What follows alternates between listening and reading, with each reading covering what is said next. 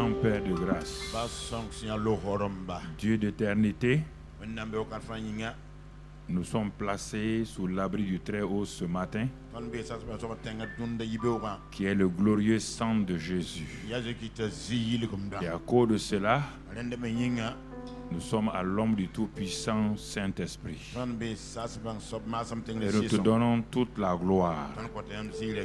Toi qui tiens les temps, les événements.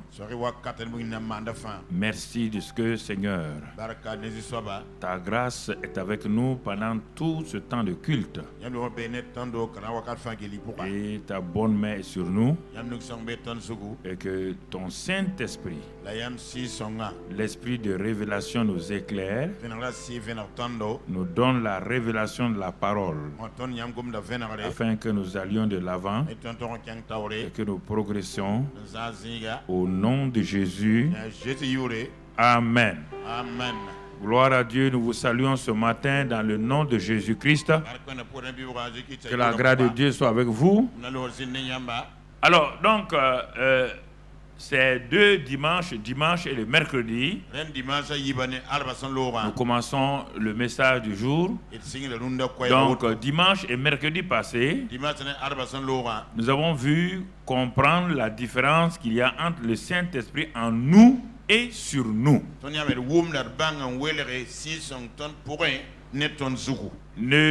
Si nous ne comprenons pas cette différence-là, bien que ce soit le même Saint-Esprit, en nous, qu'est-ce qu'il fait? Et sur nous, quel est le but du Saint-Esprit sur nous, le revêtement du Saint-Esprit?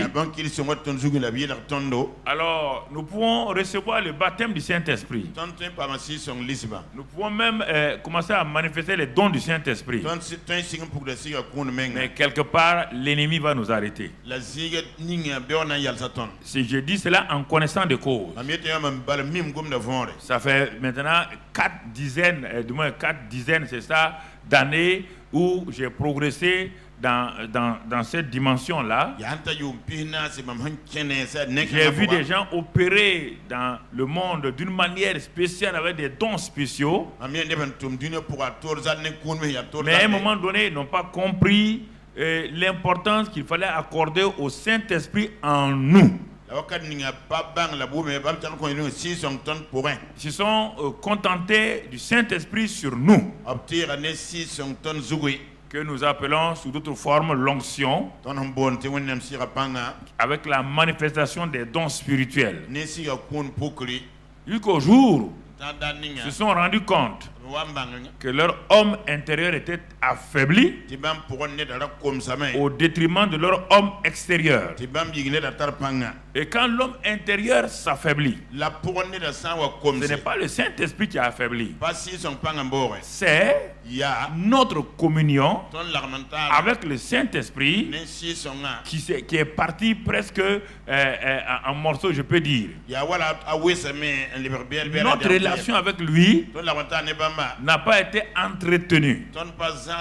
Et ceci a amené le Saint-Esprit à être attristé, et parfois même la Bible dit à être blessé, et il n'opère plus comme il doit opérer.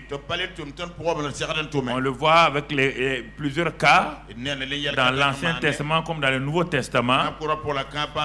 Alors c'est cela que nous avons dit, il faut que nous revenons sur ces choses-là comme chaque année on le fait.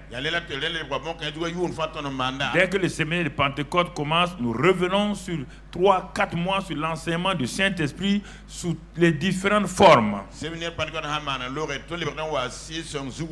Parce qu'il fait la faiblesse du mouvement pentecôtisant. Je ne parle pas des dénominations pentecôtistes, c'est pas la même chose. Quand je parle des pentecôtisants, je parle de toute église, dénomination qui parle du Saint-Esprit, et qui veut marcher par le Saint-Esprit. Mais très souvent, nous avons affaibli notre relation avec la personne du Saint-Esprit.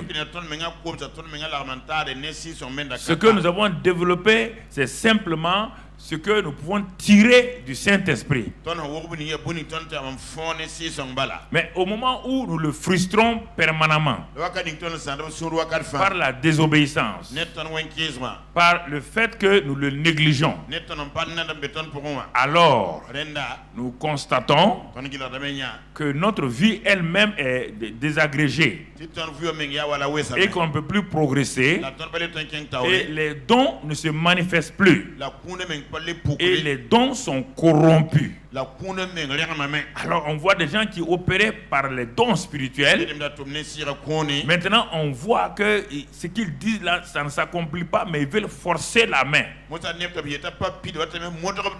C'est ça qui a amené dans ce monde, disons, qui parle du Saint-Esprit là, beaucoup de dérives et beaucoup de choses bizarres. Parce que les gens, au lieu de revenir au Seigneur quand ça ne va pas, ils ont tendance, dans un orgueil spirituel, à se maintenir là, à rester là. Mais le Saint-Esprit n'est pas à notre service, c'est nous qui sommes à son service.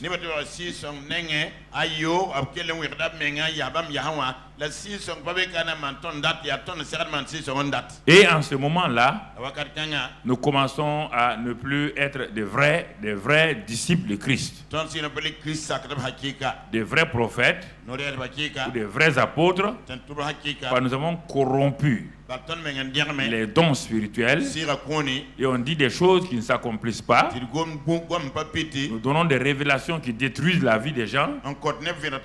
Et c'est ce qui se passe aujourd'hui dans le monde dit pentecôtisant. J'ai bien dit, je ne parle pas de dénomination pentecôtisant.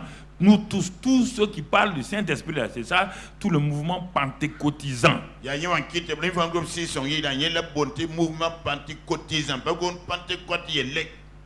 Donc, parle pas de mouvement pentecôtiste. Voilà, donc je parle de tous, sans exception, quelles que soient les dénominations, quelles que soient les églises qui parlent du Saint-Esprit. Donc, je parle de ça, y compris nous tous. Donc, à ce moment-là, nous devons examiner et voir qu'est-ce que réellement nous devons faire. Mais Dieu n'a jamais laissé son peuple dans l'ignorance ou vraiment dans la désolation. Dieu est un Dieu d'amour, de compassion, qui vient toujours au secours de son peuple pour les aider à avancer, pour les aider à se relever, pour les aider à progresser. Donc à ce titre-là, comme nous avons vu dimanche et mercredi, la différence entre le Saint-Esprit en nous et sur nous, je vais faire un pas en avant encore ce matin. Donc ce dimanche et le mercredi prochain, on va compléter tout cela. Nous sommes en train d'aller vers les pneumatikos. Donc, mais il faut préparer les choses pour que la base soit bonne. Alors ce matin, nous allons simplement voir quelque chose. Dieu exauce rapidement ceux qui ont vraiment faim et soif de lui. Vous allez me dire, mais de quoi il s'agit dans ce thème-là? Tu vas le comprendre tout à l'heure. Parce que Dieu exauce rapidement ceux qui ont vraiment faim et soif de lui. Vous allez comprendre. Nous avons mis l'accent sur la prière, formidable. Nous mettons l'accent sur le jeûne, ce qui est normal. Nous mettons l'accent sur beaucoup de ces choses-là. Mais le vrai problème d'un chrétien, quand il n'a plus faim et soif de Dieu, il n'a qu'à jeûner, prier, il n'a qu'à faire tout ce qu'il veut, rien ne se passera. Et c'est ce matin, nous allons allons voir ça pour que tu comprennes de quoi il s'agit exactement. Quand nous regardons dans le monde naturel, je fais toujours l'analogie entre le naturel et le spirituel. Quand nous regardons le monde naturel, et dans ce monde naturel-là, j'extrais les êtres humains. Dans le monde naturel, il y a beaucoup de domaines. Il y a le monde animal, il y a le monde, il y a tout. Mais maintenant, j'extrais le monde des humains. Et je mets l'accent sur les êtres humains. Parmi ces êtres humains-là, alors nous allons regarder. Si nous regardons parmi tous les êtres humains, dans toutes leurs catégories, dans leurs âges, selon leur position et tout, je vous pose la question. Parmi les êtres humains-là, quel est l'être? Quel est l'être parmi ces êtres humains-là qui vraiment, lorsqu'il a faim et soif, crie rapidement? C'est qui? C'est le bébé. Très bien. Dieu nous apprend pas le naturel et le spirituel. Le bébé est l'être humain qui est le plus parfait, sincère, malgré le fait qu'il ne soit même pas mûr encore.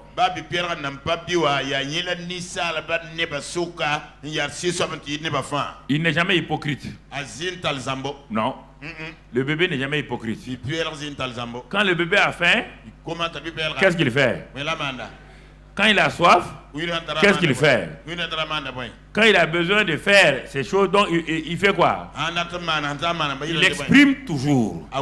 Et quand le bébé exprime ses besoins les plus indispensables là, quelle est la personne qui réagit rapidement? La maman. Parce que la maman comprend le bébé plus que le père. Si on laissait les bébés entre les mains des pères, ils vont mourir tous. Non, les bébés vont mourir. Ils ne savent pas de quoi il s'agit. Mais ce bébé-là pleure trop. Mais toi, tu ne sais pas que je suis en train de finir un dossier? Non, c'est ça. Donc la relation entre un bébé et sa mère, si nous prenons sur le plan spirituel, c'est cette relation-là que Dieu veut avec ses enfants. Ça veut dire quoi? Le bébé ne pousse pas, ne fait pas des longues prières. Il ne sait même pas en faire. Il ne sait pas faire. Mais sa prière est exprimée par des simples cris. C'est ça sa prière. C'est par sa prière cri là que le bébé attire l'attention de sa mère. Et la maman prend le bébé et fait tout, et tu vois que le bébé se tait parce qu'il est satisfait, il est exaucé, et les choses se passent régulièrement. Dans la vie chrétienne, lorsque nous devenons chrétiens, les premiers moments, nous sommes des bébés spirituels. Et c'est pourquoi Dieu nous donne le lait spirituel. Et quand on est bébé spirituel, nous ne cherchons pas à compliquer les situations. Nous ne cherchons pas à savoir si nous avons jeûné longtemps, si nous avons prié 4 heures. On nous a dit que Dieu est notre Père.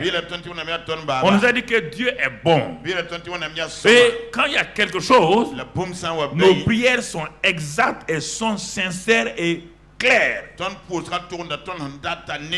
Nous ne sommes pas fait de longues prières avec des phrases redondissantes, donc qui veulent séduire les gens. Mais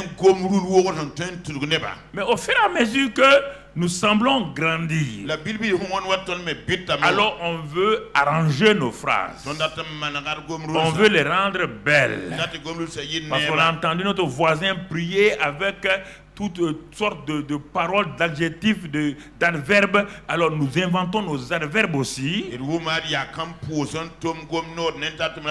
En ce moment, la prière ne vient plus du cœur, elle vient de la tête. Et la plupart des prières des chrétiens viennent de la tête quand ils ont atteint un certain niveau. Parce qu'ils pensent qu'ils veulent un peu influencer Dieu. Ils pensent qu'avec leur langage, ils pensent qu'ils peuvent séduire Dieu avec un langage. Mais Dieu les regarde et dit, mais mon gars, parle et puis on finit.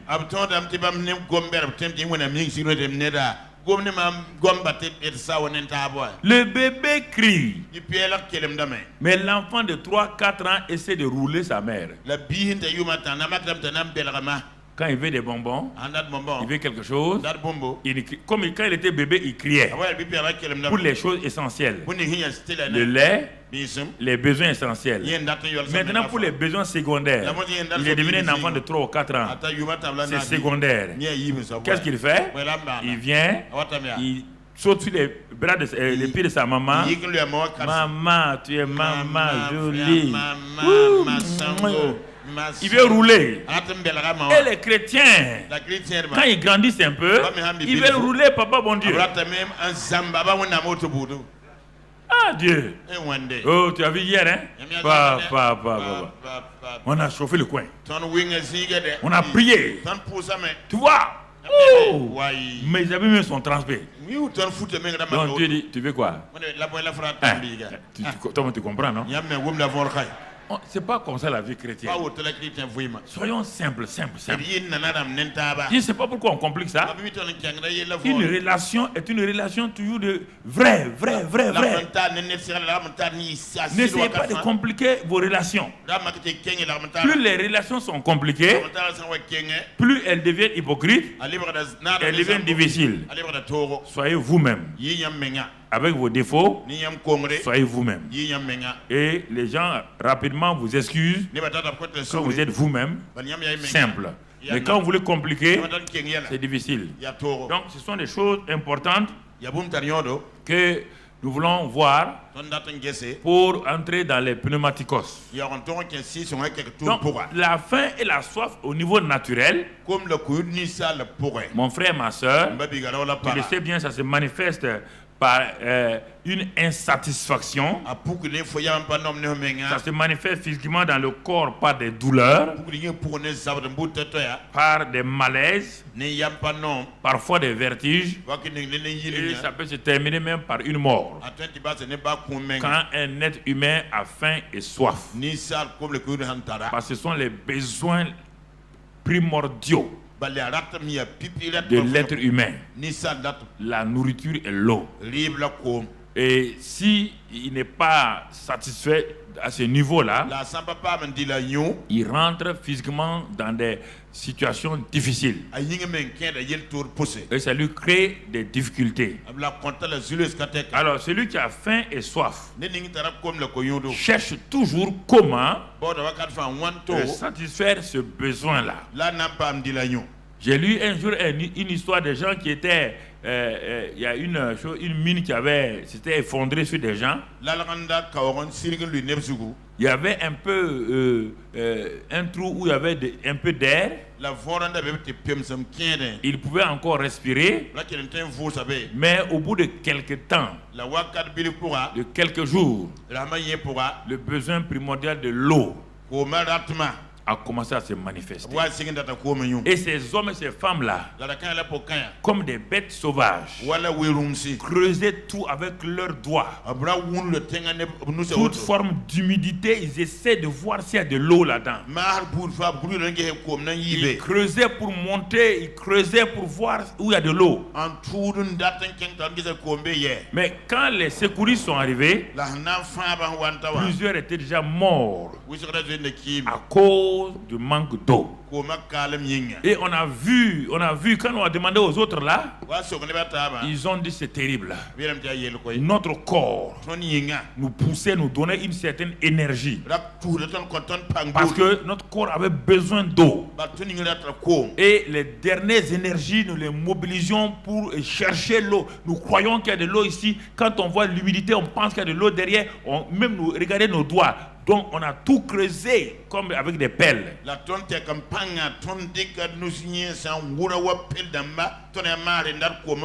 Mais la fin, n'ayant pas trouvé de l'eau, plusieurs sont morts. Et ceux qu'on a récupérés étaient très très faibles parce qu'ils sont déshydratés à l'extrême. Alors donc c'est pourquoi celui qui a soif à un degré bien donné, si vous ne prenez garde, il va boire toutes sortes de liquides qui se présentent à lui.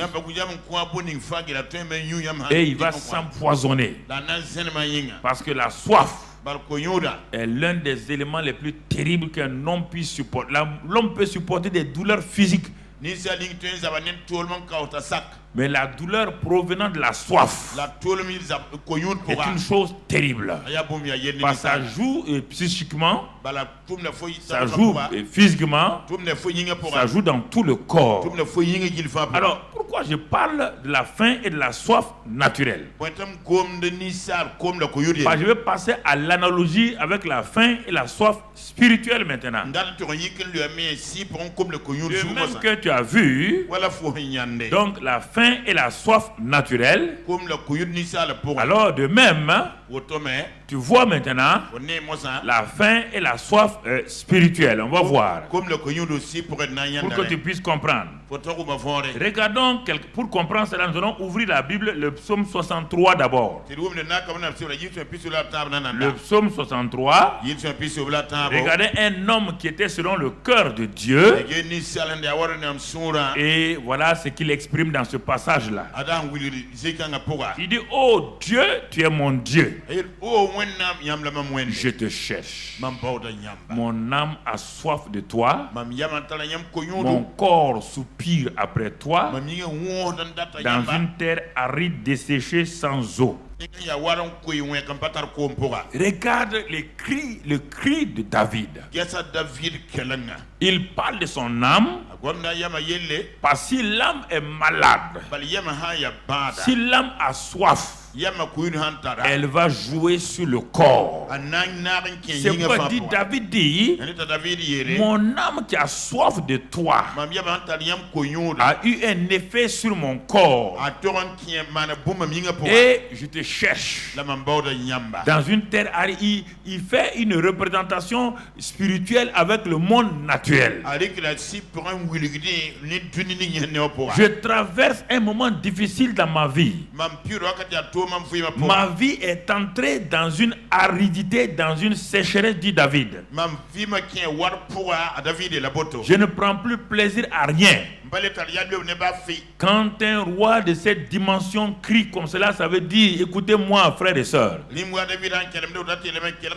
Quand un roi si riche et si béni crie de cette manière-là, il ne parle pas de l'argent. Il ne parle pas de la nourriture. Mais il parle de son âme. Donc vous voyez, l'homme là baigne dans les richesses. Il baigne dans le bien-être. Il est roi. Les gens sont soumis à lui. Il a le pouvoir. Il a du succès.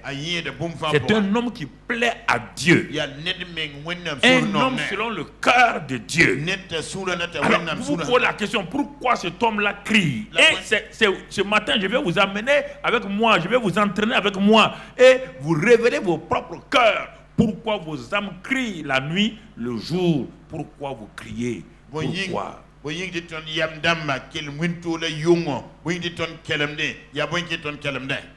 mon âme crie. Et mon corps. Ésaïe va compléter cela. Dans Ésaïe 40, le psaume Ésaïe 26. Ésaïe 26. Il va compléter cela. Ésaïe dit, verset 26, 9, il dit: mon âme te désire pendant la nuit, et mon esprit te cherche au-dedans de moi. Donc tu vois, David dit: mon âme et mon corps. Isaïe dit: mon âme a tellement faim de toi. Mon âme te cherche. Et ce n'est pas fini. La recherche de mon âme a entraîné mon esprit. Dans l'Ancien Testament, il n'était pas né de nouveau. Mais Ésaïe dit ici, même mon esprit là, qui cherche au-dedans de moi. J'ai faim et soif de toi. J'ai faim et soif de la réalité de mon Dieu. Ce sont des cris par des gens qui ont faim et soif. Nous parlons de la faim et de la soif spirituelle. Ils crient à Dieu. Ils crient à Dieu. Et nous revenons au psaume 42, verset 1 à 5. Qu'est-ce que le psaume 42, verset 1 à 5? Qu'est-ce que la Bible dit ici, mon frère, ma soeur? La Bible nous parle. La Bible nous exhorte. Et voici ce que la Bible nous dit. Il dit, comme une biche soupire après des courants d'eau, ainsi mon âme soupire après toi, ô Dieu. Mon âme a soif de toi, du Dieu vivant. Quand irai-je et paraîtrai-je devant la face de Dieu? Il ne parle pas de sa mort, hein? Non. Il dit, mes larmes sont ma nourriture jour et nuit, pendant qu'on me dit sans cesse, où est ton Dieu? Regardez l'homme, ce qu'il dit ici. Il dit, j'ai deux problèmes, Dieu. Autour de moi, quand les gens voient ma situation, quand les gens voient mon état spirituel, quand les gens voient mes luttes, non seulement ils se moquent de moi, ils disent, mais où est ton Dieu? N'est-ce pas ton cri ce matin? Quand les voisins te disent, quand ceux avec qui tu travailles te disent, vous parlez de Dieu, où est votre Dieu? Regardons comment nous vivons, regardons ce que nous sommes exaucés. Mais toi, tout le temps tu nous fermes, chauffes les oreilles. Où est Dieu? Dieu. David a vécu cela. C'est pourquoi ces choses-là sont importantes que je vous amène pour comprendre. Ce sont des choses qui peuvent vous épuiser totalement, qui peuvent vous décourager totalement, qui peuvent vous déconnecter avec la vie chrétienne. Quand il y a une contradiction intérieure, vous-même vous semblez chercher Dieu. On dirait que Dieu est loin, parce que sa présence n'est plus réelle. Et en même temps, votre environnement extérieur vous oppresse pour vous dire que votre Dieu n'est pas une réalité. C'est simplement un élément de la pensée. Alors vous êtes dans une lutte permanente. Si vous ne savez pas comment vous en sortir, c'est ça qui amène les chrétiens à la dépression. C'est ça qui amène les hommes à ne plus savoir, à faire des compromis, à chercher une porte de sortie, et ils tombent dans les pièges. Regardez la lutte de David. C'est un grand roi, c'est un homme selon le cœur de Dieu, c'est un homme qui a l'onction sur lui, c'est un homme qui a tué son Goliath, qui a tué l'ours et le lion. Maintenant son âme, il a un problème intérieur, et c'est ce qui fait que les gens rapidement s'éteignent spirituellement. Les gens rapidement rétrogradent.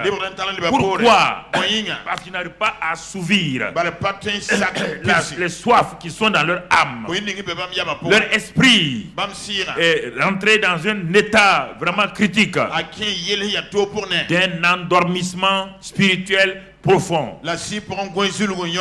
Et cela, c'est important. Et c'est pourquoi Dieu va nous réveiller.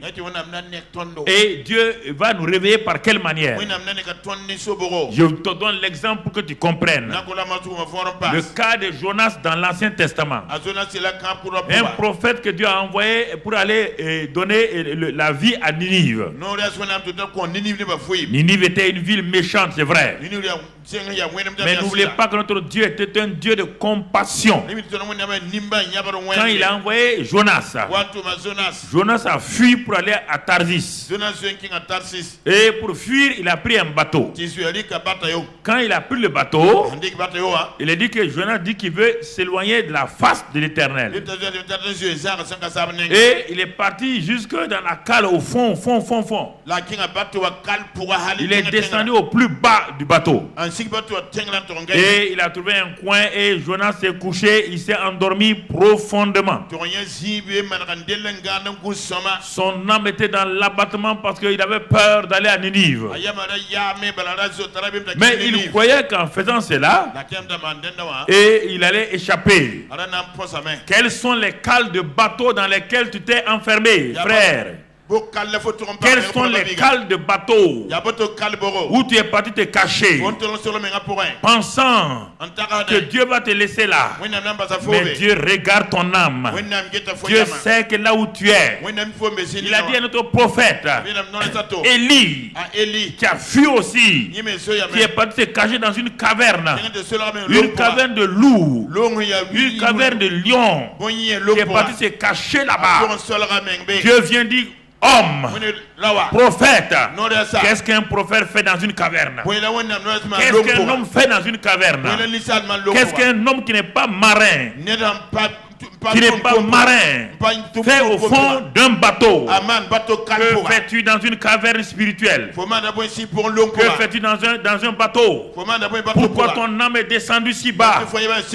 Pourquoi ton âme s'est engouffrée? Écoute-moi maintenant. Dieu va envoyer quelqu'un pour parler à Jonas. Le chef du bateau vient. Que fais-tu ici?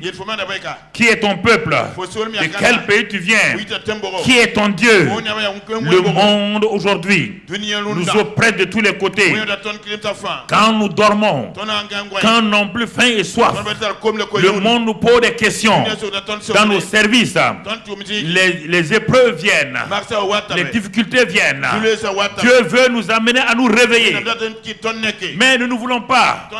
C'est pourquoi, mon frère, ma soeur, il est important ce matin que tu écoutes attentivement, que tu ouvres ton âme, parce que la parole de Dieu dit dans Hébreux 4 verset 12, on ne peut pas le lire, que la parole de Dieu qui est donnée, la parole, elle est vivante, efficace, elle est tranchante comme une épée à double tranchant. Elle pénètre, elle sépare jointure et moelle, elle sépare l'âme et l'esprit, elle va en profondeur, elle révèle l'état de l'âme de quelqu'un, elle mène à nu toute ta vie pour que tu rencontres le Dieu de la grâce. Le Dieu de la grâce veut te rencontrer ce matin. Le Dieu d'amour veut te rencontrer ce matin. Le Dieu de compassion veut te rencontrer ce matin. Le Dieu d'amour veut te rencontrer ce matin. Et mon frère, il y a une présence de Dieu qui manifeste maintenant ici. Il y a une présence de Dieu qui se manifeste ce matin ici. Oh, écoute-moi mon frère, écoute-moi ma soeur. Si tu laisses ton âme, le Saint-Esprit viendra vers toi. Dans le temps de la prière, il va te visiter. Même avant d'arriver là où tu es maintenant, si tu fais monter ton âme, tu fais monter ton cœur vers Dieu, il va t'écouter avant même que je ne prie. Écoute-moi mon frère, ma soeur. Oh, alléluia Seigneur. Aide-nous à aller de l'avant. Aide-nous à aller en profondeur. Nous ne voulons plus rester à la surface. À la surface, il n'y a que des cailloux. À la surface, il n'y a que du bois sec. Nous voulons aller en profondeur. Là où se trouvent les minéraux. Là où se trouvent l'or et les choses cachées. Nous dépassons, nous ne voulons plus des chrétiens de la surface. Nous voulons la profondeur appelle la profondeur. La profondeur appelle la profondeur. Nous voulons aller en profondeur. Nous voulons aller là-bas, Seigneur. Car nous avons faim et soif de la réalité. Oh Seigneur, écoutez-moi frère et soeur. Il y a des choses que nous traversons. Nous ne comprenons pas que c'est Dieu qui veut nous réveiller. Il y a une faim, une soif en nous. Mais nous essayons de mettre tout. Ça ne passe pas. Car dans la Bible, il dit que Dieu a mis dans le cœur de l'homme une pensée de l'éternité. Dans l'âme de chaque être humain, il y a une place qui est réservé à Dieu seul. Si vous mettez l'alcool, vous serez insatisfait. Si vous mettez la drogue, vous serez insatisfait. Si vous mettez l'argent, vous serez insatisfait. Si vous mettez les plaisirs, vous serez insatisfait. C'est ça que David nous exprime. C'est ça que Salomon nous a dit dans... il nous a parlé dans l'Ecclésiaste. Il dit vanité des vanités.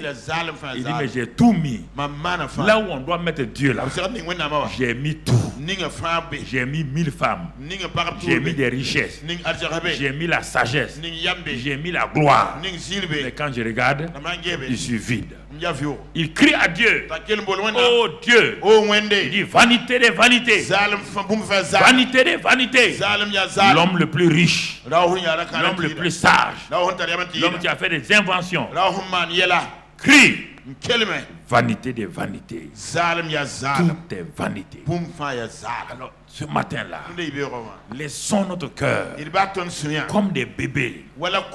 Élevons nos cœurs vers Dieu dans la sincérité, dans la vérité, pour crier à lui. Nous sommes en train d'aller pas à pas. C'est tout juste pour réveiller, vous réveillez votre âme. On n'est pas arrivé à la solution. On va arriver à la solution que Dieu nous propose. Mais d'abord, nous exposons. Comme le médecin expose ta maladie. Tu prends peur. Ah, tu dis non, il dit calme-toi. Il y a une solution. Je t'expose d'abord ça, mais voici la solution. Donc c'est la même chose avec la parole de Dieu. Si nous sommes honnêtes, si nous ne fermons pas nos cœurs, parce que parfois, quand nous entendons la parole de Dieu, nous avons peur que Dieu rentre dans certains de nos 6 mètres. C'est-à-dire des endroits secrets de notre vie. Et tout de suite, pendant le message, nous fermons cet endroit-là. Il est important. Je vous ai dit, cet homme-là, qui avait une maison d'au moins 4 ou 5 chambres, et qui luttait dans sa vie. Il priait, il criait à Dieu pour que vraiment lui et Dieu puissent être en harmonie. Dieu dit, c'est très bien mon fils. Et un jour, Dieu lui donne un rêve. Un rêve authentique. Et il voit Dieu qui est venu rentrer dans sa cour. Dans sa cour. Et Dieu s'est arrêté donc sur la véranda. Quand il s'est réveillé, il prie. Il dit, mais pourquoi Dieu, tu n'es pas entré? Dieu dit, moi, un invité ne force pas les gens. Tant que je ne suis pas propriétaire, parce que les clés sont dans ta main. Les clés de la maison ne sont pas dans ma main. Alors, je ne peux rentrer que m'arrêter à la véranda. Donc, l'homme a compris que Dieu veut qu'il lui ouvre toute sa maison. Qu'est-ce qu'il a fait? Il a prié, mais il avait peur. Il avait peur de livrer sa vie, comme Romains 12:1 le demande. Romains 12:1 nous dit, il dit de donner notre corps tout entier à Dieu comme un sacrifice vivant, saint, agréable, ce qui sera pour nous un culte raisonnable. Et l'homme avait peur. Si je donne ma vie à Dieu, qu'est-ce qui va advenir?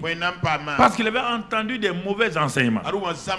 Il avait entendu des gens qui ont dit que quand ils ont donné leur vie à Dieu, ils ont eu trop de problèmes.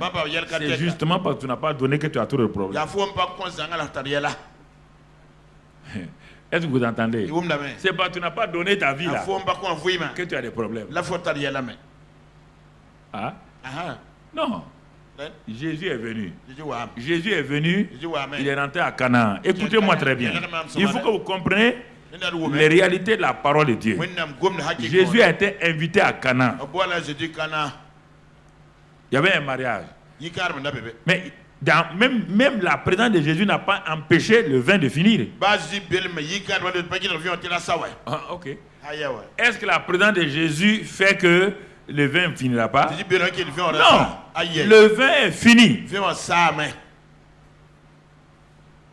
Mais un invité est un invité. Un invité est un invité. Un invité suit un protocole. Quand il ne se mêle pas de la vie de quelqu'un, on l'a invité, on lui a donné une place. L'invité qui est un invité poli s'assoit à la place qu'on lui a donnée. C'est quand Marie a commencé à exposer le problème à Jésus. Et il a dit aux autres là, faites ce qu'il vous dira. C'est en ce moment que les choses vont commencer à changer. Faites ce qu'il vous dira. Et quand ils ont fait ce que Jésus a dit, il est entré en action, la situation a changé. Et tu comprends? Je reviens à mon homme. Donc Jésus est sur la véranda. Il prie. Il dit, Seigneur, je vais te donner mon salon. C'est-à-dire que tous ces endroits-là, ce sont les domaines de ta vie que tu ne veux pas livrer à Dieu. Il y a le domaine spirituel, il y a le domaine familial, il y a le domaine physique, il y a le domaine du travail, il y a tous les domaines. Tout ça, c'est ça qui fait ta maison. Bon, quand il a dormi, effectivement, il a vu Jésus dans son grand salon. Ça c'est quoi? Ça c'est le salut. C'est le salut. C'est le salut. Mais qui a la clé toujours? C'est lui qui a la clé. Jésus ne peut pas aller au-delà du salon. Ah! Il a commencé à comprendre que la vie chrétienne là, ce n'est pas seulement de recevoir Jésus. Parce que au moment où Jésus était dans son salon, écoutez-moi, les voleurs sont venus dans la chambre où il garde son argent là. Ils ont cassé la fenêtre, ils sont rentrés, ils ont pris les biens. Mais il se lève le matin et veut dire à Jésus, tu m'as donné le salon. Et puis ils sont rentrés par la fenêtre. L'homme est intrigué. Je vous parle de notre vie. Je parle de notre vie ici. J'ai reçu Jésus. Je suis sauvé. Oui, il n'y a pas de problème. Tu as donné ta vie sentimentale à Jésus. Tu as donné ta vie émotionnelle à Jésus. Tu as donné ta vie psychique à Jésus. Tu as donné ton travail à Jésus. Tu as donné ta volonté à Jésus. Voilà. Jésus nous interpelle. L'homme a commencé à comprendre. Il a donné sa salle à manger.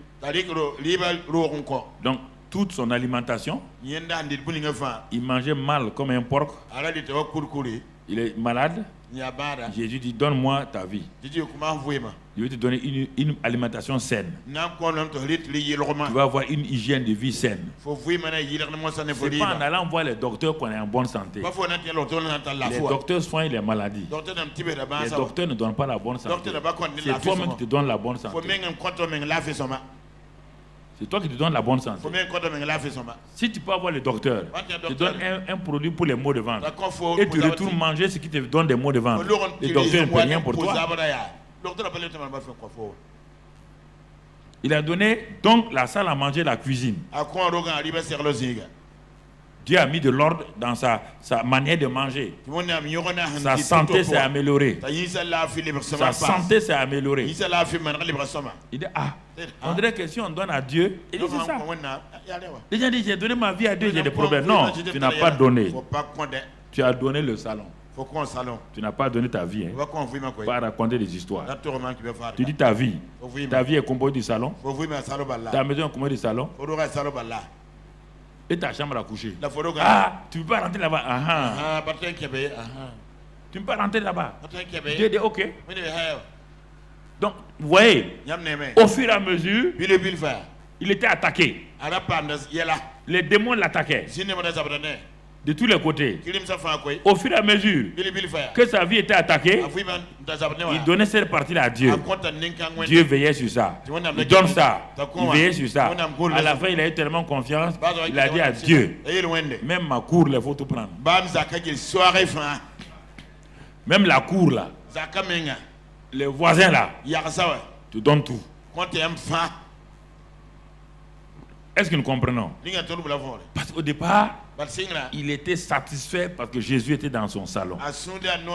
Il n'avait aucune faim, une soif que Jésus vienne et règne dans sa vie. Parce que nous avons eu souvent des faux enseignements. Non, frères et sœurs, il y a des choses que nous devons prendre en considération si nous voulons avancer. Mais c'est pourquoi Dieu permet qu'il y ait une faim, une soif en nous. Et nous allons commencer à abandonner les choses qui satisfaisaient et du moins superficiellement notre vie. Des choses qui nous donnaient une vaine gloire. On va les trouver. C'est pourquoi Paul dit: je cours. Je laisse ce qui est derrière. Je vais attraper le Christ. Je vais l'attraper. Paul, de quoi il parle? Il dit toutes les choses que j'ai eues là. Toute sa vie, c'était le ministère. C'était les grandes choses. Paul dit même ça. C'est des choses périssables. C'est des choses vaines. Il veut attraper Christ. Qu'est-ce que ça veut dire? Il veut entrer dans la dimension de la connaissance réelle de Christ et de sa volonté pour sa vie. Bon, tu n'es pas arrivé là-bas, mais ça ne fait rien. Tu es en progrès. Donc tu es en progrès. J'ai pris le cas extrême de Paul. Ça, c'est la fin de sa vie. Mais je vais te dire à toi, même si tu n'es pas arrivé au niveau de Paul, mais un jour tu vas arriver là-bas. Mais allons pas à pas à ton niveau d'abord pour voir.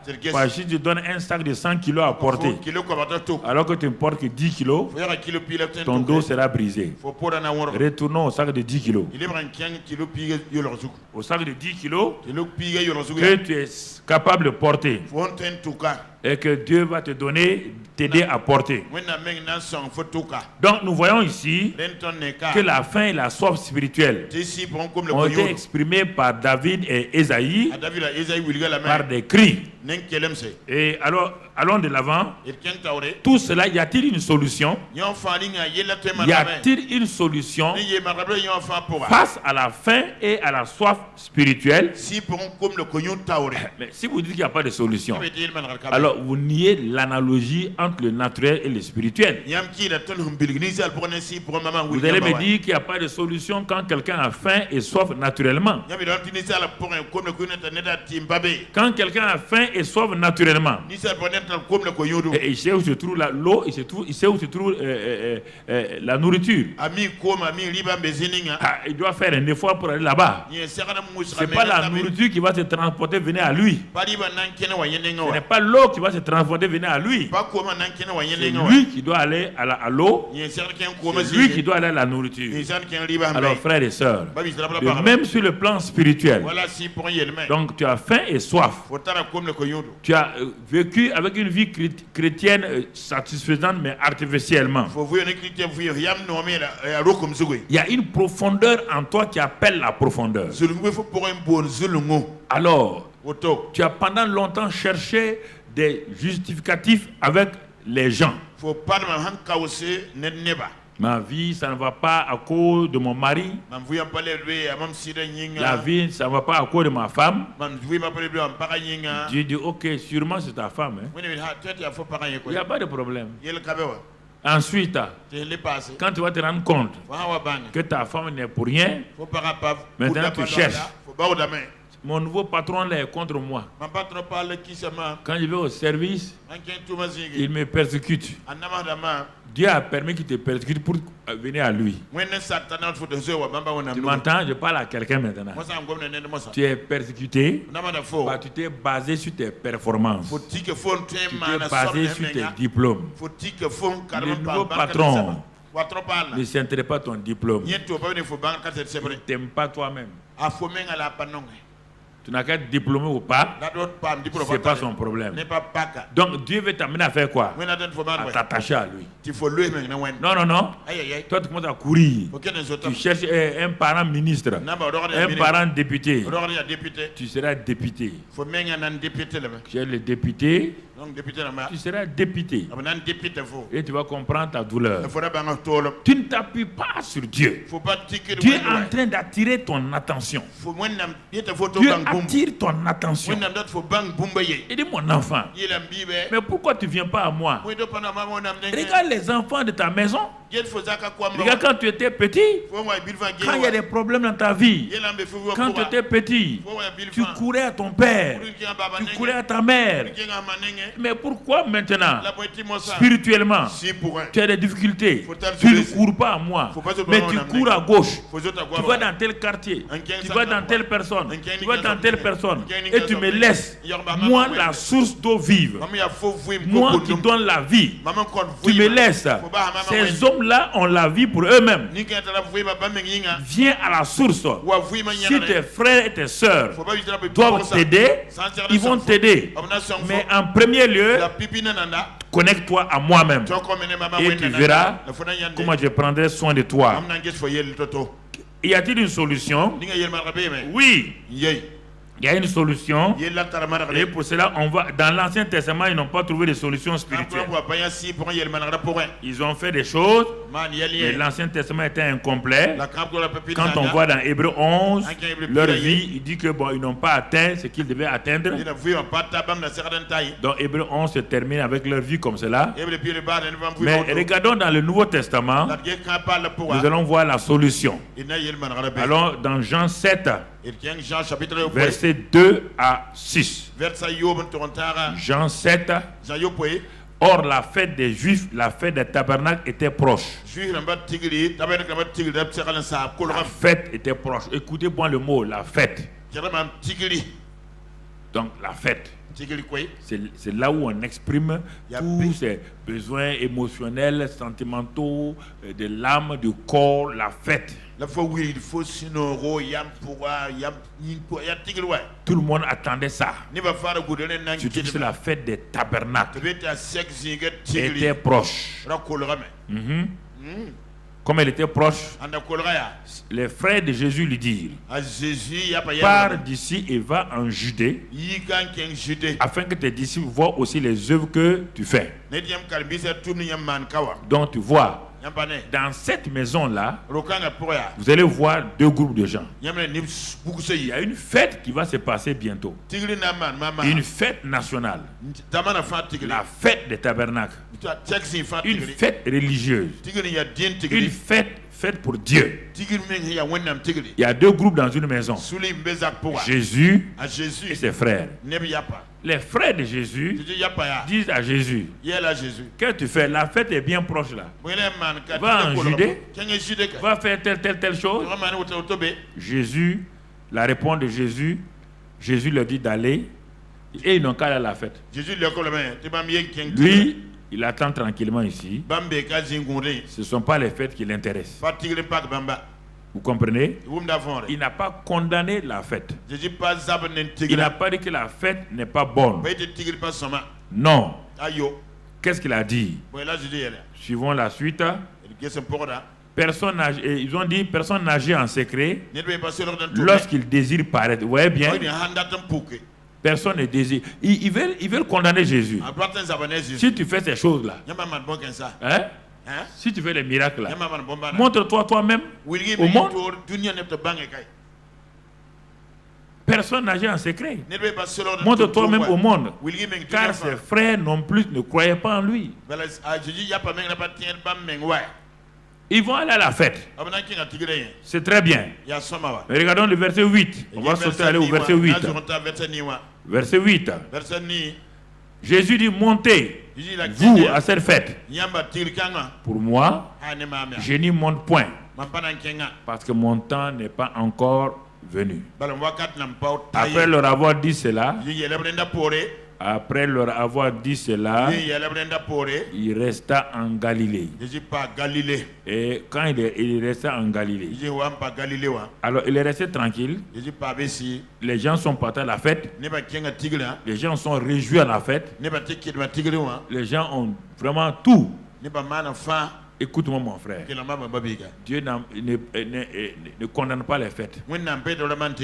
Mais les voilà, ils sont partis. Il restait en Galilée. Il est resté dans la présence de son père. Il attendait ce que son père disait. La communion avec le père était plus importante que d'aller aux fêtes, même dites religieuses. Donc vous comprenez, Jésus est en train de nous montrer deux choses ici. Il faut bien comprendre. Ces fêtes-là ne sont pas des fêtes païennes. Elles ont été inspirées par le même Jésus quand il était au ciel. En tant que Dieu, c'est lui qui a dit à Moïse de faire la fête des tabernacles. Écoutez, il faut que vous compreniez ces faits. Mais c'est quelque chose d'extérieur.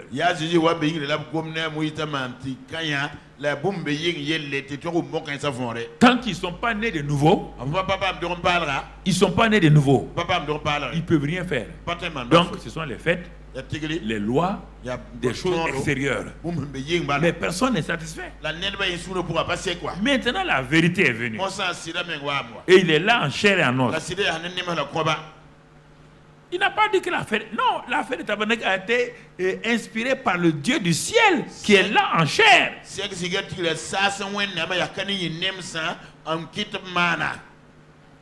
Mais il sait que ça ne satisfait pas parce que le temps n'était pas venu. Il dit, mon temps n'est pas encore venu.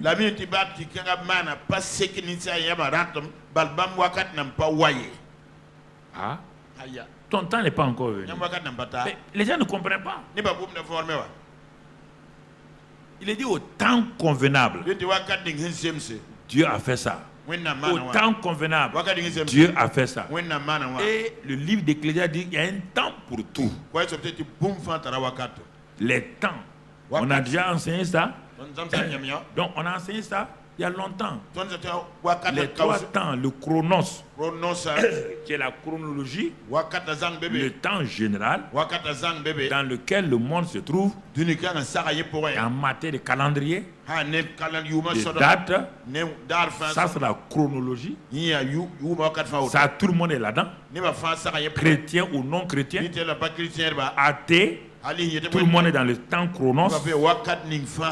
Dieu montre une deuxième étape. Donc, cette étape-là, donc, il parle du temps kéros. C'est ça? Hein? C'est ça. Kéros. Et ce temps-là, c'est la période. C'est la période saisonnière. Comme l'hivernage, ou en Europe, l'été ou le printemps. Le printemps est dans le chronos. Mais c'est un temps spécial. Mais même tout ça, c'est pas fini. Dieu n'agit pas dans le chronos ni dans le kéros. Le kéros, il vous prévient que quelque chose de bon est en train d'arriver. Quand vous êtes en Europe dans le temps de l'hiver, tout est froid. Brusquement, le printemps, vous voyez les fleurs remonter. Vous voyez ces choses-là. Comme nous, au mois de mai, on était ici, on a vu la différence. Hein? Entre le mois de mai et aujourd'hui, on voit la différence. Donc, c'est ça, le kéros. Le pléro maintenant, c'est le temps T. C'est le temps de l'accomplissement de la chose. Et c'est ça là. Quand tu pries, les gens prient dans le chronos et le kéros. Ils n'attendent pas le pléro. Jésus est venu au temps convenable, qu'on appelle le pléro. Paul dit, au temps convenable, Dieu m'a appelé. C'est pourquoi en Israël, il y avait une tribu spécialement destinée pour discerner quoi? Une tribu uniquement pour les temps. Si ce n'est pas important, pourquoi Dieu va mettre une tribu pour les temps, Issachar? Donc c'est ça. Jésus dit ici, mon temps n'est pas encore venu. Mon pléro n'est pas là.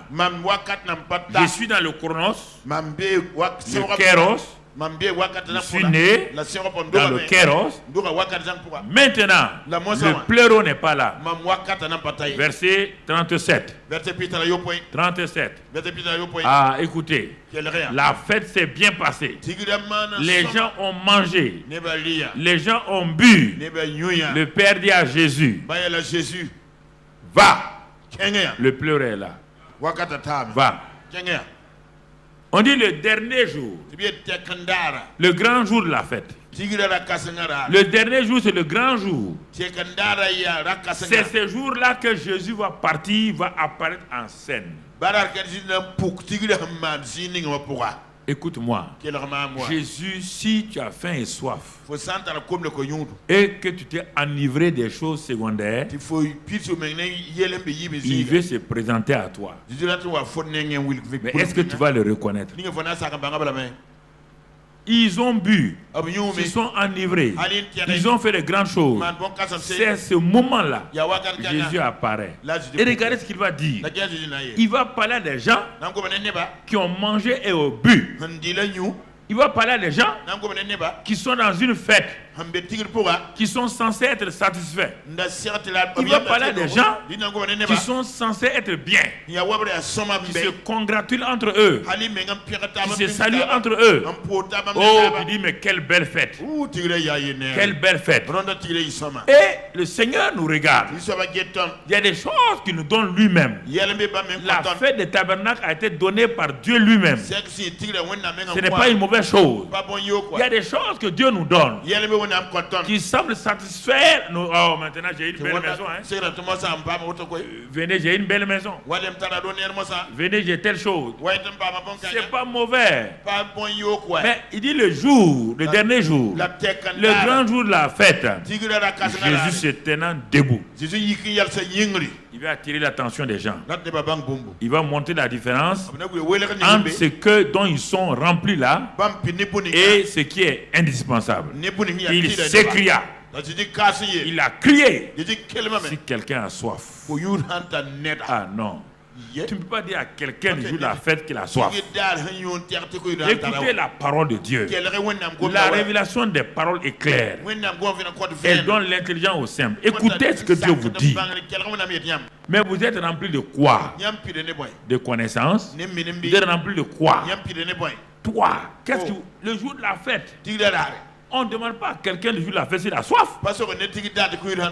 Mais de quelle soif il parle? Le jour de la fête, le 1er janvier, le soir, personne ne demande à quelqu'un s'il a soif. Personne ne demande à quelqu'un qui vient chez toi s'il a soif. Il va dire, tu es insensé. Le jour de la fête, on ne demande pas cette question. Mais Jésus dit, si quelqu'un a soif, ça veut dire quoi, mon ami? Ça veut dire la vie que tu mènes là, la fête des tabernacles, c'est une fête spéciale. Jésus dit, tu as soif. Qu'est-ce qu'il dit? Qu'ils viennent à moi et qu'ils boivent. Qu'ils viennent à moi. Vous êtes allés à la fête des tabernacles. Maintenant, c'est bon. C'est arrivé.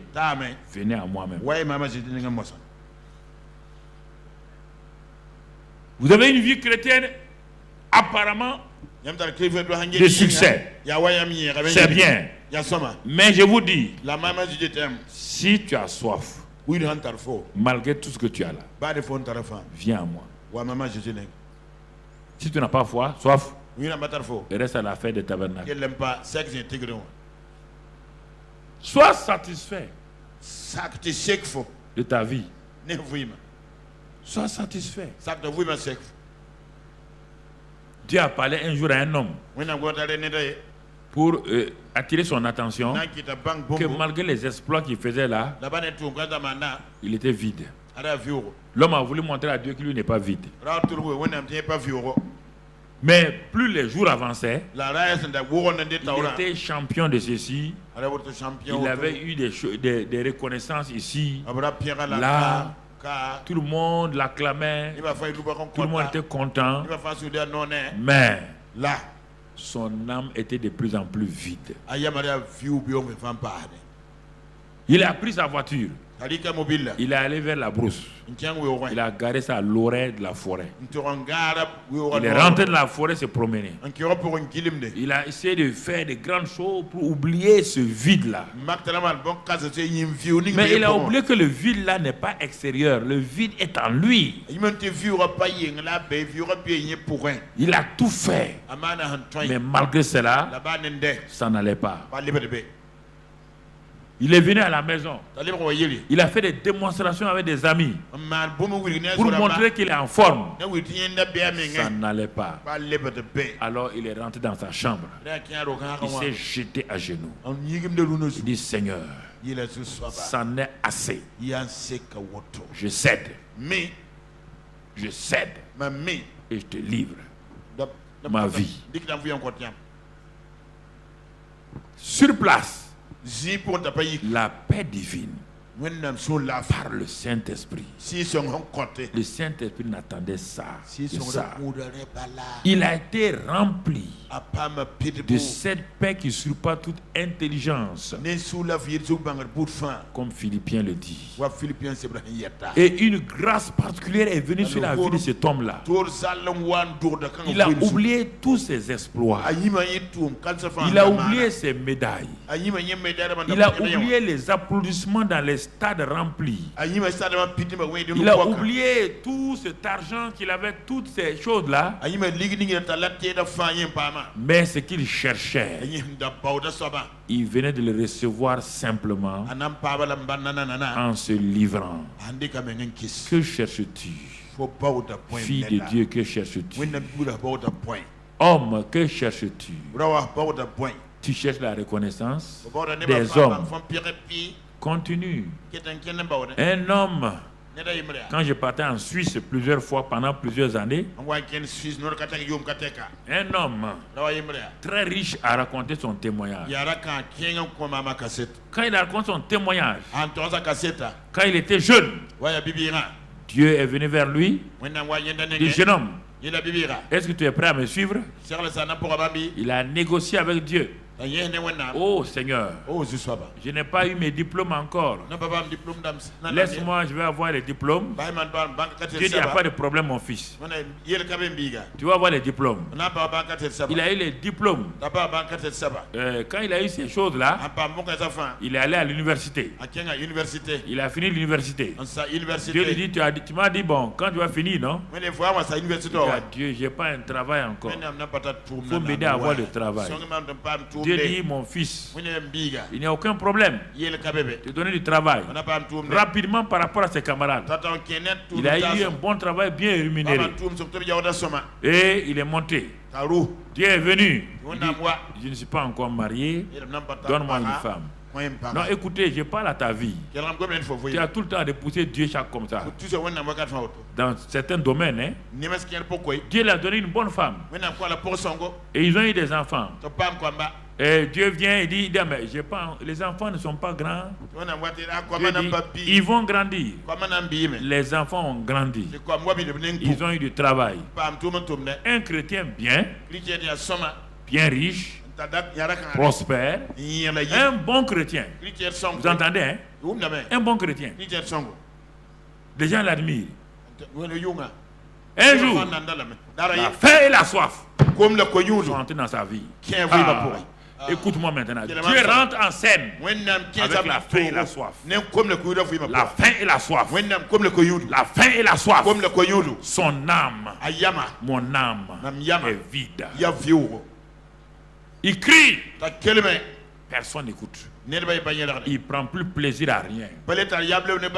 Sa maison, ses maisons, ce n'est rien. Tout ce qu'il avait était comme terne. Il crie. Il crie à Dieu. Un jour Dieu vient. Il dit à Dieu, je suis prêt. Dieu dit, je n'ai plus besoin de toi. J'ai trouvé quelqu'un d'autre. Je n'ai plus besoin de toi. J'ai trouvé quelqu'un d'autre qui a accepté de payer le prix. Garde ton argent. Garde tes richesses. Garde tes enfants. Garde ta femme. Garde ta gloire. J'ai trouvé quelqu'un d'autre dans le cœur entier qui marche pour moi. La faim et la soif doivent nous caractériser. La faim et la soif doivent nous caractériser. Mon ami, la faim et la soif permettent, déterminent ton progrès spirituel.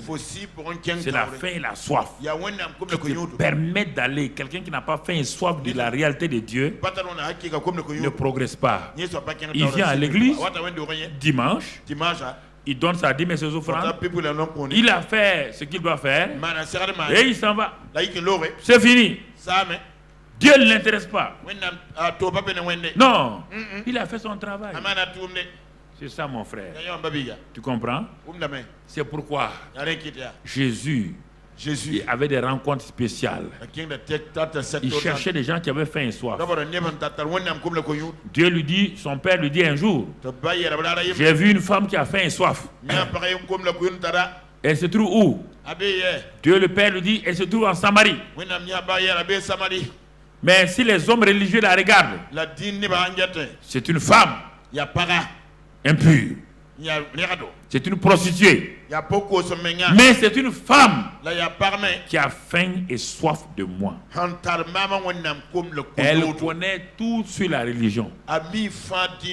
Et la femme a dit à Jésus, elle connaît Jacob, elle connaît le puits de Jacob, elle sait qu'on adore, certains adorent sur la montagne, d'autres à Jérusalem, elle connaît que le Messie doit venir, elle sait tout ça, mais elle est avec un sixième homme.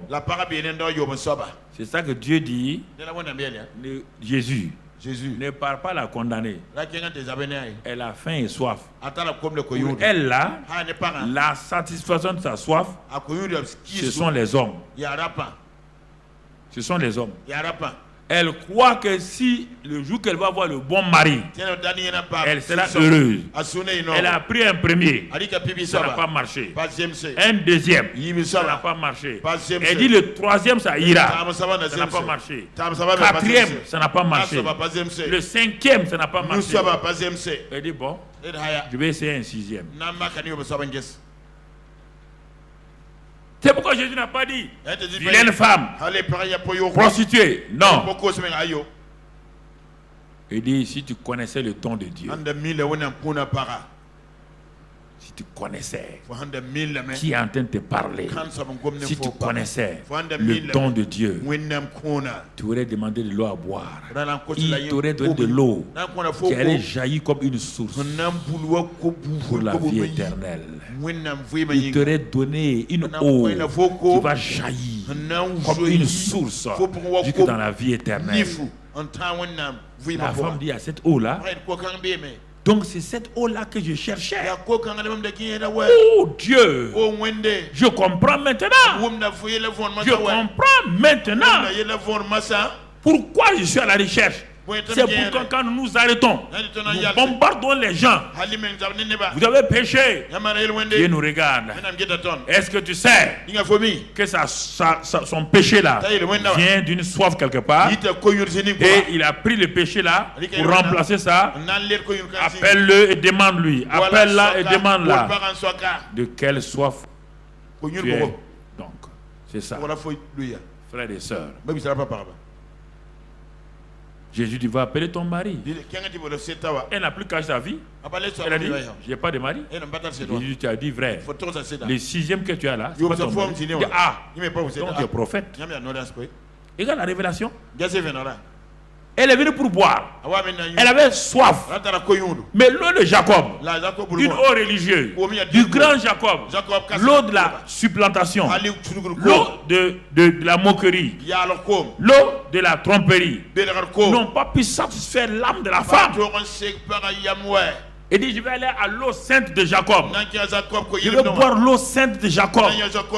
Elle a bu de cette eau. Jésus lui dit, cette eau-là, tu as beau la boire, elle ne peut pas te satisfaire. J'ai une eau l'eau vive. Frères et sœurs, c'est cette soif. Quand elle a bu de cette eau-là, elle était tellement satisfaite. Elle a couru en Samarie. Oh, elle dit, enfin, je suis libéré. Elle qui avait honte d'apparaître en ville, elle qui avait honte de parler aux gens, la voilà dans toute la ville. Les disciples de Jésus sont entrés en Samarie, sans faim et sans soif. Ils sont rentrés en Samarie. Ils ne sont sortis avec aucun Samaritain, parce qu'ils n'avaient pas faim et soif. Pierre n'avait pas faim et soif de la réalité. Pierre avait faim de la nourriture. Ils sont allés chercher la nourriture. Jésus n'a jamais mangé leur nourriture.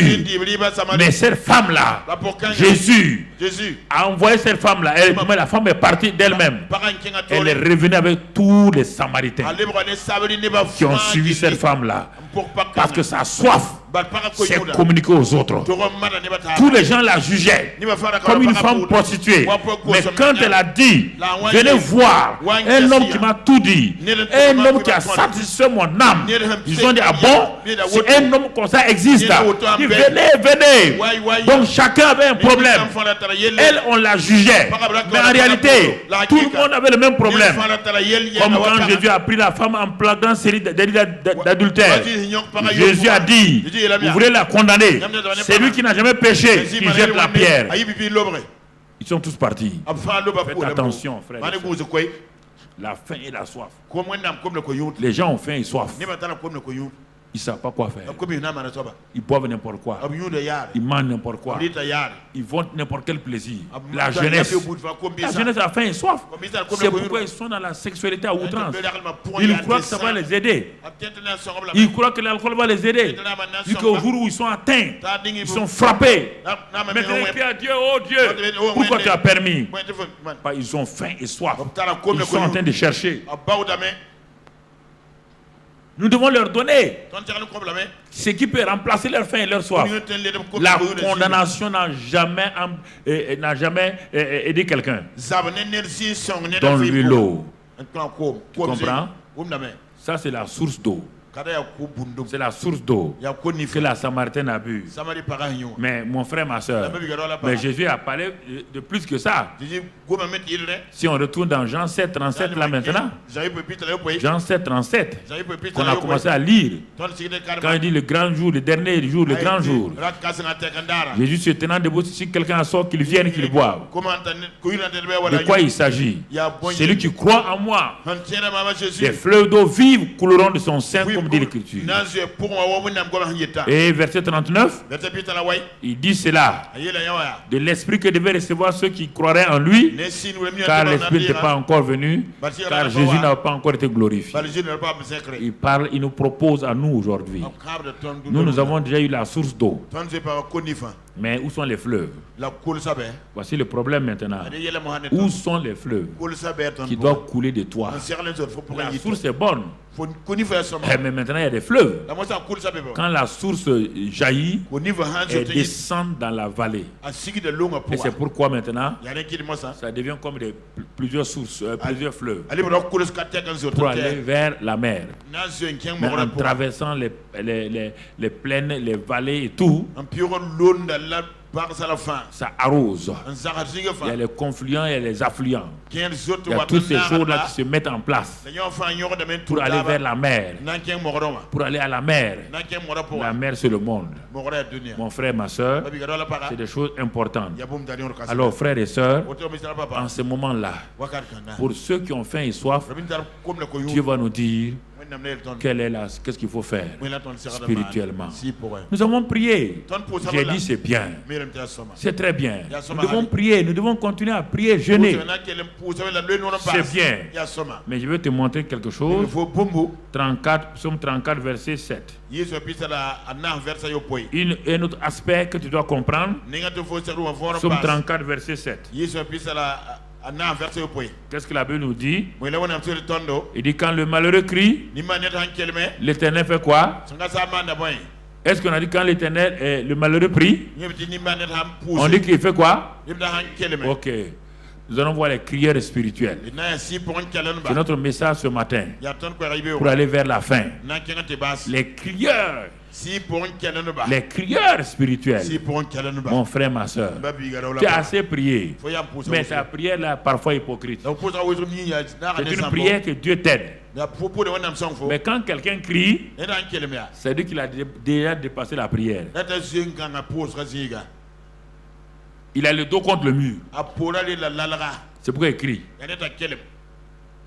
C'est pourquoi il crie. Alors mon frère, ma soeur, les cris sont des prières vraiment sincères et qui montent du plus profond de notre cœur.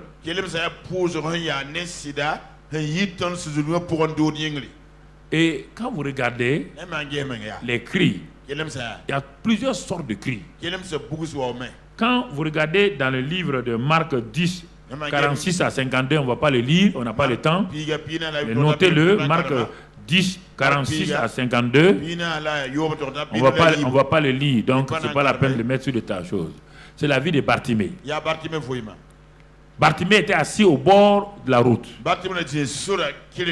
Un aveugle mendiant. Quand il a entendu, il priait. C'est un homme qui prie. Quand il a entendu que Jésus passait, vous avez entendu? On n'a pas dit que Moïse passe. On n'a pas dit que le grand rabbin passe. On n'a pas dit que le souverain sacrificateur passe. Quand il a entendu que c'est Jésus, et mon frère, ma soeur, les prières de Bartimée ont changé. Il est passé de la prière au cri. Il dit que Bartimée cria. On n'a pas dit qu'il pria. Il a assez prié. Nous avons assez prié. Mais nous devons crier pour des changements radicaux. Nous voulons une intervention rapide de Dieu. Nous devons apprendre à crier de la bonne manière. Les prières ont rempli nos temples. Les prières sont devenues comme au temps de ce roi, de ce chef espagnol là, Franco. Les Espagnols disaient une guarda civile, un guardo civil, un santo. Pour aller au ciel, il faut un garde civil, un saint. Un garde civil, un saint. C'est parce qu'on a le temps de mettre un garde civil et un saint. Il y a des moments où on n'a pas besoin de garde civil ni de saint. Bartimée dit Jésus, fils de David. Son environnement n'intéresse plus. Quand un homme est pris le dos contre le mur, l'environnement ne l'intéresse plus. L'opinion des gens ne l'intéresse plus. Ce qui l'intéresse, c'est qu'il veut toucher Jésus. Il veut contacter Jésus. Il veut connecter à Jésus. Que les gens n'ont qu'à se moquer de lui. Ça ne l'intéresse plus. Il crie Jésus. Oh, fils de David. Et les gens ont dit tais-toi. Il y aura tout le temps autour de vous des gens qui vous disent taisez-vous. Les pasteurs diront taisez-vous. Les diacres diront taisez-vous. Mais arrêtez-vous. Ne parlez à personne. Vous parlez à Jésus. Je ne te parle pas mon frère. Je ne te parle pas ma soeur. Je parle à Jésus. Je parle à Jésus. J'appelle Jésus. Au secours Jésus. Je n'en peux plus Seigneur. Je suis au bout du rouleau. Viens. Et la compassion de Dieu vient vers toi. L'amour de Dieu vient vers toi. La puissance de Dieu vient vers toi. Le Saint-Esprit rentre en application. Alléluia.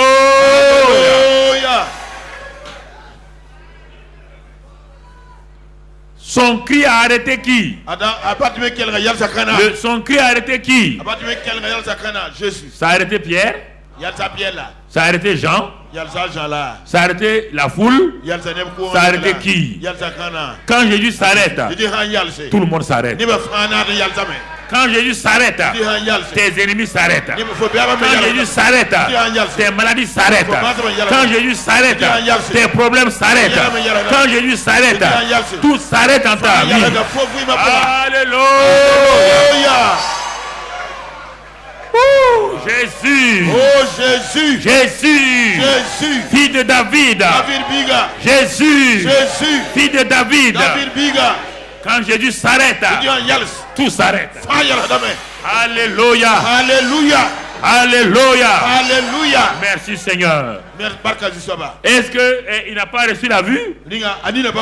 Reçois cette grâce ce matin. Jésus est au milieu de nous ce matin. Sa présence est là ce matin. Je te dis que sa présence est là. Laisse-le te toucher maintenant. Il m'a touché. Jésus te touche ce matin. Quelle que soit ta vue, quel que soit ton problème, appelle-le Jésus maintenant. Jésus, touche-moi par ta grâce, par ton amour. Il a été touché. Asseyez-vous quelques minutes. Il a été touché. Il a été touché. Il a été touché. Quand on a arrêté Pierre et Jean, on les a frappés. Ils sont venus voir l'église locale. L'église locale dans Acte 4. On ne va pas le lire. On va pas le lire. 23 à 31. Quand l'église locale a crié, le Saint-Esprit est descendu. Les cris arrêtent Jésus. Le Saint-Esprit et les cris font descendre le Saint-Esprit. Là où tu es. Là où tu es. Tes cris là amènent la présence du Saint-Esprit. Ils ont dit Seigneur, mais nous on doit prêcher. Et on doit manifester la puissance de Dieu. Mais les chefs religieux veulent nous empêcher. Ils ont dit non Seigneur. Ils ont crié et tends ta main afin qu'au nom de son Fils Jésus-Christ, ton saint serviteur, qui se fait des miracles, des prodiges, au nom de ton saint serviteur, qu'est-ce qui s'est passé? Le Saint-Esprit dit bon, vous criez, vous devez crier à Jésus. Jésus au ciel, non? Moi je suis là. Il est venu, il a fait quoi? Ils ont été remplis de nouveau. Et les miracles sont multipliés. Oui ou non? Acte 5, acte 6, acte 7. C'est ça. On a arrêté Pierre. On l'a mis en prison parce qu'on a tué Jacques. Les gens n'ont pas crié. Ils ont tué Jacques. Ils ont arrêté Pierre. Ils veulent tuer Pierre. L'église a fait quoi? L'église dit si on ne crie pas, si on ne crie pas, notre deuxième apôtre va partir. L'église a fait une veillée de nuit. Ils ont crié à Dieu. Ils ont crié à Dieu. Quand ils ont crié, l'ange est descendu. Tu vois les cris? Jésus s'arrête, Saint-Esprit vient, l'ange intervient. Pas la prière, les cris. Tes prières ont fait ça déjà? Non. Ce sont les cris. Tu es dans quelle situation? As-tu crié à Dieu? Tes petites prières là, oui, Seigneur, bon, si c'est ta volonté, Dieu dit ok, continue à faire ça. Quand le malheureux, quand il danse, hein? Quand le malheureux prie, quand il fait quoi? Quand il crie, le cri vient du cœur, ça vient de vos entrailles. Et le cri, il est court, et la réponse est rapide. La prière dit: demandez et vous recevrez. Frappez et l'on vous ouvre. Cherchez et vous trouverez. Ça, c'est la prière. La prière du combat. C'est bien. Mais quand il s'agit de cris, il n'y a pas de demander et recevoir. Tu cries, l'Éternel exauce. Regarde la Bible. Prends toute la Bible. Toute la Bible de Genèse jusqu'à Apocalypse. Tu vas trouver ça là-bas. Ceux qui ont crié, les crieurs, les assoiffés, ceux qui ont faim et soif, ils crient toujours. Le bébé crie. Ceux qui ont faim et soif crient. Ils dépassent la prière. Ils expriment leur cœur. Mais la prière est contrôlée. On veut la présenter de façon tendre. On veut y mettre les mots, la forme, tout autour. Quand un homme est au bord de la mort, il ne cherche plus si un âne ou une âne, ce n'est pas un problème. Ce qui est important, s'il ne connaît pas, il dit âne. Il dit âne seulement. Maintenant, tu n'as pas le temps de demander si c'est masculin ou singulier, ou féminin, ce n'est pas son problème. Pourquoi? C'est ça, frère. Souvent, vos difficultés, vos problèmes, vous les recommencez, vous priez. Vous priez. Vous priez. Vous pensez qu'il y a une alternative quelque part. Dans votre tête là, si Dieu ne répond pas, je vais me débrouiller ici. C'est comme ça, Dieu dit ok, il n'y a pas de problème. C'est pourquoi les gens viennent à l'église, ils disparaissent. Quand on voit quelqu'un qui ne vient plus à l'église, non, il y a un problème. Il a un problème d'âme. Il a un problème dans son âme. Il n'a plus faim et soif de Dieu. Celui qui a faim et soif, Dieu devient une source. Il va au fleuve, il boit. Les fleuves d'eau vive jaillissent de son sein. Tu comprends? Jacob. Tant que Jacob n'a pas faim et soif de Dieu, il n'a pas crié. Il a roulé son oncle. Son oncle a roulé. Il était un rouleur d'oncle. Rouleur de grand frère. Rouleur de papa. Un enfant qui roule son papa. Qui roule son grand frère. Qui roule son oncle. Rouleur. Rouleur avec rouleur. Son oncle roule, lui roule son oncle. 2 roublards dans la famille. Mais quand il est venu, et on dit que Esaïe est là, il l'attend. La mort l'attend. C'est quelle prière tu vas faire? Quand la mort vient, tu vas prier. Tu fais quoi? Tu cries. Il a dit à l'ange qu'il a pris, il dit, je ne te laisserai pas partir. Pas question, hein. Je ne te laisserai partir jusqu'à ce que tu m'aies béni. Là on dit, ah bon, tu veux bénédiction? Et maintenant tu veux ça. Quand tu roulais ton oncle là, tu voulais ça. Il dit à l'ange, laisse ça tomber. Esaïe n'est pas loin.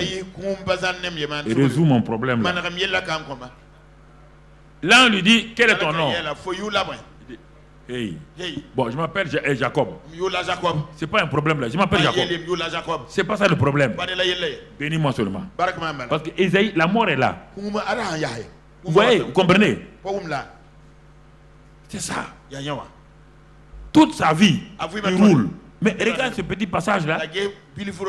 Dans Genèse 32, tu trouves ça? 24 et 26. Petit passage qui a changé l'homme. Il est sorti de la présence de Dieu avec un nom nouveau, avec une identité nouvelle. Quand il va vers Esaïe, Esaïe l'accueille. Ses situations sont changées.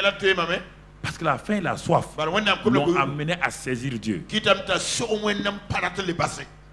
Va et reste là-bas. Reste là. J'ai faim et soif de toi. J'ai faim et soif de toi. Tu comprends, mon frère? Il y a plusieurs exemples. J'ai pas le.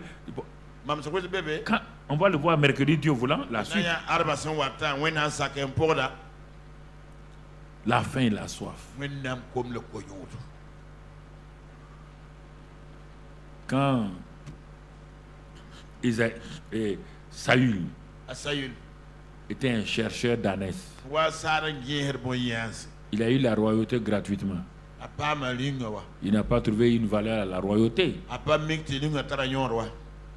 Parce que souvent, notre vie chrétienne trop chaud, où on veut des bénédictions là, c'est pourquoi on méprise Jésus. On cherche les hommes de Dieu. Jésus, non? Bon, parce qu'on a été béni comme ça, on est venu à l'église, on a été béni. Bon. Donc on trouve que Dieu doit nous bénir. Ah, Dieu doit nous bénir. Hein? Si nous ne bénissons pas dans cette église-là, on court, on va dans l'autre église. Dieu doit nous bénir. C'était un gars, Saül comme ça. Le gars cherchait des ânes et qu'il a perdu. Un chercheur d'ânesse.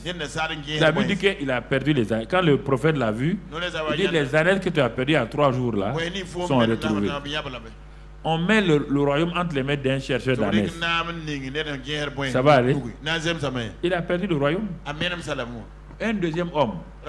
Si Dieu voit le cœur de l'homme là, il est tout seul sur les collines. Personne ne l'aime. Il s'appelle David. Il cherche toute sa ressource en Dieu. Il n'a pas fait de mal à quelqu'un. Les jeunes hommes sont sur la montagne. Quand on voulait un roi, son père ne l'a même pas appelé. Ses frères ne l'ont pas appelé. Personne ne l'appelle. Parce qu'il n'est pas important. Mais c'est un homme qui a faim et soif de Dieu. Un homme qui cherche Dieu. Quand les yeux de Dieu parcouraient la terre pour chercher un homme dont le cœur est attaché à lui, ses regards sont posés sur lui. Et en ce temps, il était formé donc comme berger d'un troupeau. Parce que le peuple de Dieu n'est pas ânesse. C'est pourquoi Saïd ne pouvait pas garder le peuple de Dieu. Il a pris le peuple de Dieu comme une ânesse, un troupeau d'ânesse. C'est pourquoi il n'a pas réussi. Mais David gardait des brebis. Un berger avec un troupeau de brebis. Quand il est devenu roi, ce qu'il a fait avec ces brebis animaux là, il va faire avec les brebis hommes. Et c'était un homme, c'est pourquoi chaque fois que ça ne va pas, il dit, mon âme te cherche. Oh, mon âme a soif de toi. Mon esprit te cherche. Mon corps soupire après toi. Frères et sœurs, voilà le message que je voulais déposer dans vos mains ce matin-là pour que vous alliez. Ne soyons pas comme l'église de Laodicée dans Apocalypse 3. Ils étaient tellement remplis de richesses.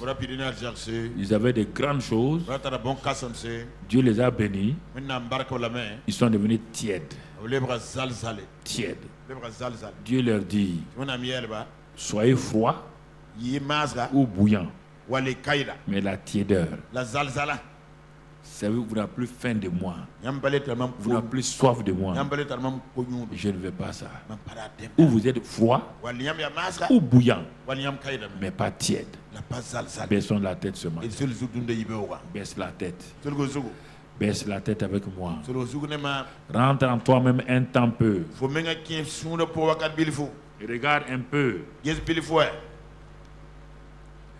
Où te trouves-tu ce matin? Enfant de Dieu, homme de Dieu. Où te trouves-tu? Parmi les tièdes, parmi les chercheurs d'ânesse, bien parmi ceux qui ont faim et soif de Dieu. Est-ce que tu es un homme ou une femme qui crie à Dieu parce que tu sais que tant que Dieu ne répond pas, ta situation ne changera pas? Est-ce que tu veux réellement que Dieu change ta situation? Es-tu prêt à te livrer comme un sacrifice vivant? Ou bien tu as peur encore? Il y a plusieurs domaines de ta vie que tu ne veux pas livrer à Dieu. Ne sois pas comme cet homme. Tout domaine de ta vie qui n'est pas livré à Dieu, Dieu ne peut pas veiller sur ça. Il ne veille que la partie que tu lui as donnée. Le sang de Jésus ne protège que la partie que tu lui as donnée. Ce matin-là, regarde ta vie. Regarde comment les souffrances. Regarde les désagréments. Regarde les frustrations. Regarde les prières inexaucées. Regarde comment la tiédeur a envahi ton âme. Pour ouvrir une Bible même, pour la méditer et prier correctement, c'est difficile. Le Seigneur te parle ce matin. Il te parle ce matin. Il dit, mon enfant, viens à moi. Tourne-toi vers moi. Pourquoi as-tu creusé des citernes crevassées qui ne retiennent pas de l'eau, alors que je suis la source d'eau? J'ai des fleuves d'eau vive qui doivent jaillir de toi. Es-tu prêt à me livrer chaque domaine de ta vie? Alors quels sont les domaines que tu dois livrer à Dieu ce matin? Le Seigneur t'attend, toi et moi. Il nous attend ce matin. N'aie pas peur. Livre. Donne cela à Dieu. Rien de mauvais ne sortirait de ça. La Samaritaine en a fait l'expérience. Elle a livré sa vie. Elle a ouvert sa vie au Seigneur. Et le repos de Dieu est venu. La source d'eau a commencé à jaillir. La joie du Seigneur est revenue. Ne cherche pas à accuser les autres. Ne cherche pas à mettre les fautes sur les autres. C'est ton cœur. c'est ton âme. Réfléchis bien avant que je ne prie pour terminer. Réfléchis toi-même bien. Est-ce que tu es prêt? Tu es prête ce matin? Es-tu prête ce matin? Me voici, Seigneur. Oh, j'avais eu peur de telle chose. Ne répète pas ma prière, c'est à toi ta prière. Moi, je t'aide simplement. Moi aussi, j'ai fait ma prière ce matin avant de sortir de ma chambre. Parle-lui. Oh Seigneur, j'ai eu peur. Ou bien je me suis rebellé. Je ne veux pas te donner ça. Mais Seigneur, viens à mon secours. Par ton Saint-Esprit, tu m'as parlé ce matin. Je ne veux plus te résister. Je ne veux plus te résister. Je te livre tel aspect de ma vie. Tel aspect de ma vie. Je te livre cela. Même avec peur. Même avec peur. Je sais que tu es un bon Dieu. Tu es fidèle, tu es juste. Voici cet aspect de ma vie. Prends-le, Seigneur. Je te le donne maintenant et je te fais confiance. Merci, Père. Sois béni et sois loué. Sois glorifié pour ce que tu fais dans la vie de chacun d'entre nous. Dans le nom de Christ Jésus. Mets ta main sur ta poitrine. Si tu as décidé ce matin que réellement tu veux laisser les fleuves d'eau vive couler de ton sein et que tu as livré, même si tu l'as fait imparfaitement, Dieu, tu le feras le reste à la maison ou ailleurs. Mais si tu es d'accord de dire à Dieu, même avec peur, je te livre chaque aspect de ma vie, même les domaines où que je tenais en secret là, que je ne voulais même pas livrer ni à mon père, ni à ma mère, ni à mon mari, ni à ma femme, ni à personne. Seigneur, les voilà ce matin. Alors mets ta main sur ton cœur. C'est une affaire personnelle. Personne ne regarde l'autre. Personne ne regarde ce que l'autre fait. Moi aussi, je mets ma main sur mon cœur. Tu vas prier avec moi. Tu dis, oh Seigneur, ce matin, je prends la décision de te livrer chaque aspect, chaque domaine de ma vie.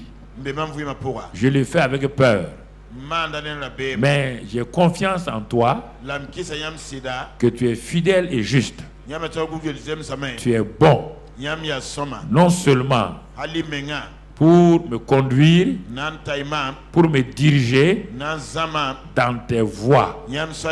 Seigneur, plusieurs fois, je suis arrivé à ce niveau, mais j'ai donné d'eau par peur, à cause des pensées négatives. Et j'ai donné d'eau. Mais aujourd'hui, j'ai compris qu'en me livrant à toi, tu ne me fais pas de mauvaises choses. Tu ne me détruis pas, mais tu as accompli ta volonté parfaite dans ma vie. C'est pourquoi je me livre avec confiance. Merci à ton Saint-Esprit qui désormais prend en charge ces différents aspects. Je sais qu'il va m'éclairer. Devant chaque décision, il va m'éclairer. Il va me diriger sans peur, mais avec paix, avec assurance et joie. Merci Père. Tu l'as fait. Je l'ai reçu. Je m'attends maintenant les jours qui viennent, ce que tu me conduis pas à pas. Que toute la gloire soit pour toi. Au nom de Jésus. Amen. Excellent Père, tu ne pries plus. Excellent Père de grâce. Tu sais qu'ils l'ont fait, certains en tremblant, avec peur. Parce que l'ennemi leur dit que ce n'est pas possible, que ça ne va pas se passer bien. Père, je te prie maintenant, dans le nom de Christ Jésus, que tu mettes dans leur cœur cette paix qui surpasse toute intelligence. Et maintenant, au nom de Christ Jésus, je réprime l'esprit de peur, l'esprit d'incrédulité, l'esprit de doute. Maintenant, l'esprit de pensée négative qui vous ment, qui vous dit que ce n'est pas possible, ça ne se passera pas. Je réprime cet esprit, je le repousse maintenant. Glorieux Saint-Esprit, glorieux Saint-Esprit, glorieux Saint-Esprit, c'est à toi qu'ils ont livré leur cœur. Maintenant, que ta présence se manifeste avec douceur, paix dans les cœurs de ces enfants de Dieu. Merci ce matin. Glorieux Saint-Esprit, tu le fais. Tu glorifies Jésus en chacun d'entre nous maintenant. Merci pour ta fidélité. Au nom de Jésus. Amen. Cela est fait. N'aie plus peur. Amen. Mais restons la tête baissée. Il y a des gens qui sont venus ici qui n'ont pas encore reçu ce Jésus-là. Même dans leur salon. Et tous ceux qui nous regardent à travers Impact TV et les réseaux sociaux, vous n'avez pas encore reçu ce Jésus même dans votre salon. Il est à la véranda. Il est sous cette véranda là-bas, extérieure. Et Jésus veut entrer dans votre cœur maintenant. Il veut que votre cœur lui appartienne. Il est mort à la croix du Calvaire afin de prendre vos péchés, de prendre vos iniquités, et par son sang, il vous lave. Il fait la rémission de vos péchés. Et maintenant, si vous croyez qu'il est réellement mort pour vous, qu'il a pris vos péchés et qu'il vous a pardonné, vous pouvez maintenant le recevoir dans votre cœur et confesser qu'il est votre Seigneur. Si vous êtes parmi nous ici, et ceux qui sont à la télévision ou bien aux réseaux sociaux, mettez votre main sur votre cœur simplement. Et là où vous êtes assis, maintenant priez avec moi cette prière. Tout ce qui veut que Jésus rentre dans leur vie.